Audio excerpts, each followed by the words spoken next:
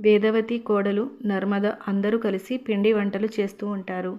ఇక నర్మద పిండి వంటలు చేస్తూ తల్లిని గుర్తు చేసుకుంటూ ఏడుస్తూ ఉంటుంది. ఇక వేదవతి ఇప్పటిదాకా బాగానే ఉన్నావు కదా, ఎందుకలా ఉన్నావు అని నర్మదతో అడుగుతుంది. మా అమ్మ గుర్తుకొచ్చింది అని నర్మద అంటుంది. ఇక అక్కడ ఉన్న వాళ్ళందరూ చాలా బాధపడుతూ ఉంటారు. ప్రేమ, ఊరుకో అక్క, మనం మన అమ్మలని గుర్తు చేసుకొని బాధపడడం తప్ప ఏం చేయగలం చెప్పు అని నర్మదని ప్రేమ ఓదారుస్తుంది. నువ్వు మీ అమ్మతో మాట్లాడకపోయినా కళ్ళారా చూసుకోగలవు, కానీ నాకు ఆ అవకాశం కూడా లేదు అని నర్మద చాలా బాధపడుతూ, నీకో విషయం తెలుసా, మా అమ్మ పిండి వంటలు చాలా బాగా చేస్తుంది అని నర్మద చెప్తుంది.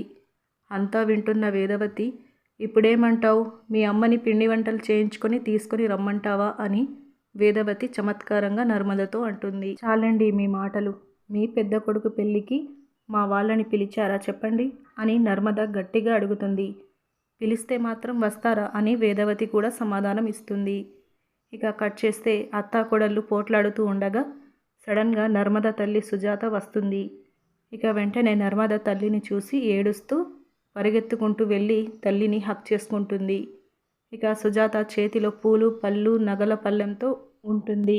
ఇక నర్మద, అమ్మ నువ్వు నా కోసం వచ్చావా, నీ అంతటా నువ్వే వచ్చావా అని నర్మద చాలా సంతోషపడుతూ తల్లితో అంటుంది.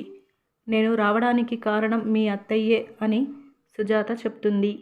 నర్మద షాక్ అవుతూ, ఏంటి మా అత్తయ్య అని నర్మద అంటుంది. అవును, మీ అత్తయ్య మన ఇంటికి వచ్చి పెళ్లి పత్రిక ఇచ్చి మేం ఏం కోల్పోయామో మీ అత్తయ్య గారు అర్థమయ్యేలా చెప్పారు. జరిగిందంతా సుజాత నర్మదతో చెప్తుంది.